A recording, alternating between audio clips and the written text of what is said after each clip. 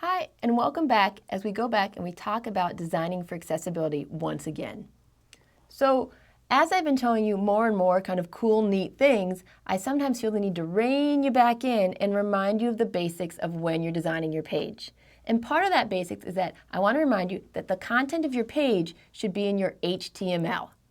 What I mean by that is that it can be really tempting to add content via colors, images, etc. Things that people may not be able to perceive, but you're not necessarily thinking about it when as a visual user, you're kind of bringing it in. So what I want you to do as you're designing your pages and testing and redesigning and testing and redesigning is remember what we call the POUR guidelines.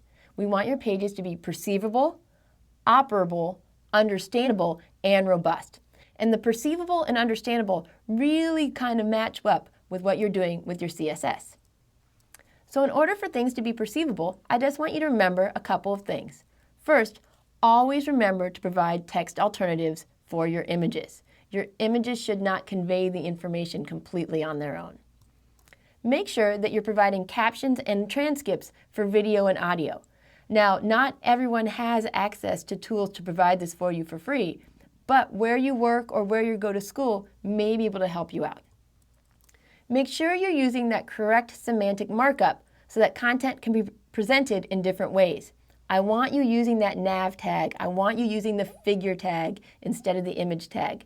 What tends to happen is that people have code they've already written and they want to be a little bit lazy and not have to change their HTML, because when they do, they have to change their CSS. Go ahead and make that change. It's really going to be worth it. Make it easy for users to connect or to see their content by using really good color contrast.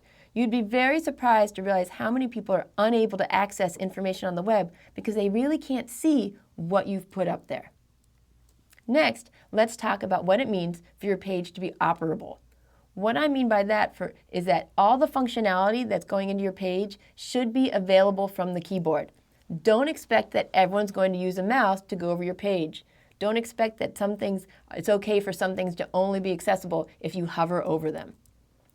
Users should have the control over all the timing and the limits. So if you have those videos and media, make sure you're putting it in that there's a control panel for them to turn things off, turn them down, rewind, etc.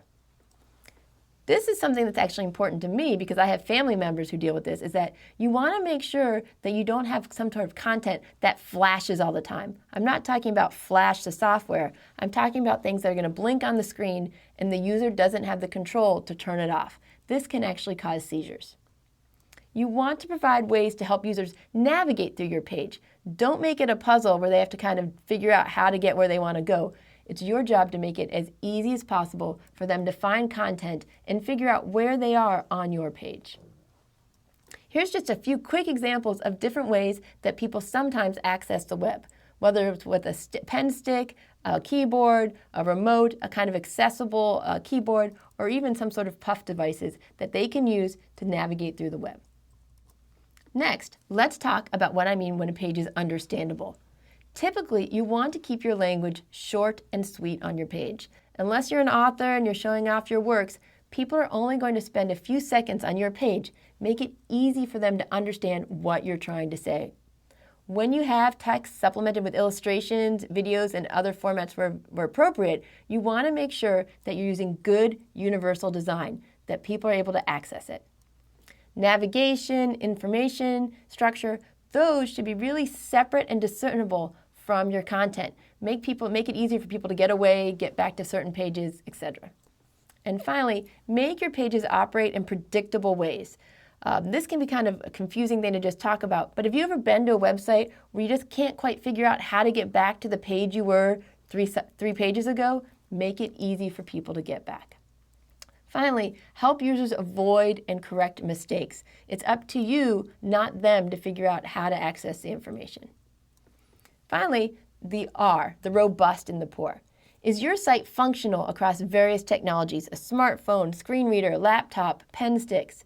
As you work with me and we go further on, we'll talk about responsive design in some later classes. And that's making sure that your page looks the best it can look on different screen sizes. But it's more than screen sizes. You also need to think about things like we said, the pen sticks and the screen readers.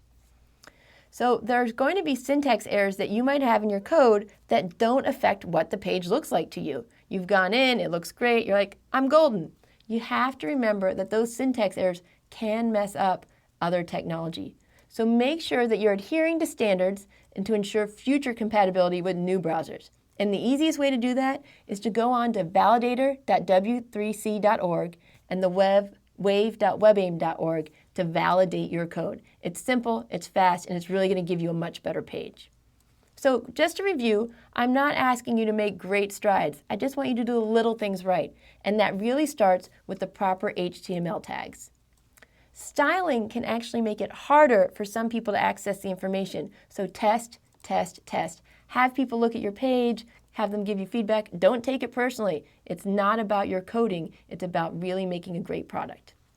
Finally, get into the early habit of utilizing these different accessibility tools. They're there for you to make your life easier, not harder. Finally, the one thing I really struggle with students is we all want to do the cool new things, but cool new styles and cool new technologies should not be at the cost of accessibility and people viewing your page. So really, I'm hoping that as you're learning this code and you're getting a little bit stressed out about utilizing all these cool things you're learning, that you're remembering it's not about having the coolest web page. It's about having a clean page that really portrays the information you want to get out on the web. Good luck.